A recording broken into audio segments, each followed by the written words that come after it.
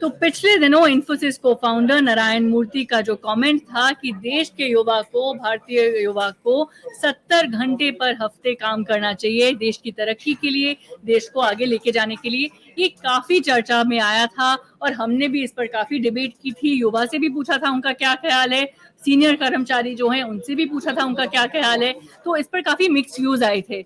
लेकिन अब एक और स्टडी आई है इंटरनेशनल लेबर ऑर्गेनाइजेशन की, जिसमें ये बताया जा रहा है कि देखिए दुनिया से सबसे ज्यादा जो मेहनती लोग हैं उनकी रुचि में अगर हम देखें तो भारतीय ऑलरेडी 6ठे स्थान पर है।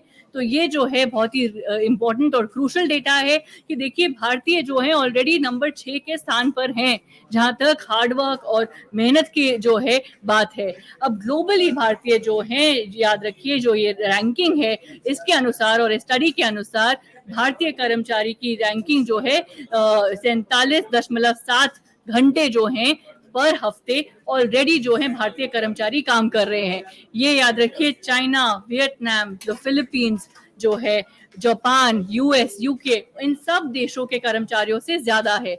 तो ये तो है स्टडी की बात, लेकिन स्टडी में एक और एनालिसिस है जो काफी इंटरेस्टिंग है और जिसकी वजह से ये बात वापस चर्चा में आ गई है कि अगर कर्मचारी ज्यादा घंटे काम कर रहे हैं तो क्या वो ज्यादा प्रोडक्टिव हैं या उनकी क्वालिटी ज्यादा बेहतर है। क्या घंटे डिसाइड करते हैं कि कर्मचारी की प्रोडक्टिविटी कैसे है या फिर एम्प्लॉय की क्वालिटी डिसाइड करती है। और सारे ही देशों को ग्लोबली जो है एम्प्लॉय वेलनेस पर ध्यान देना चाहिए। ये सारी बातें एक तरह से आ गई हैं क्योंकि इस स्टडी में एक और बात है जो बहुत इंटरेस्टिंग है, वो ये है कि पर कैपिटा जीडीपी जो है उन देशों में ज्यादा है जहां पर वर्किंग आवर्स जो हैं कम हैं।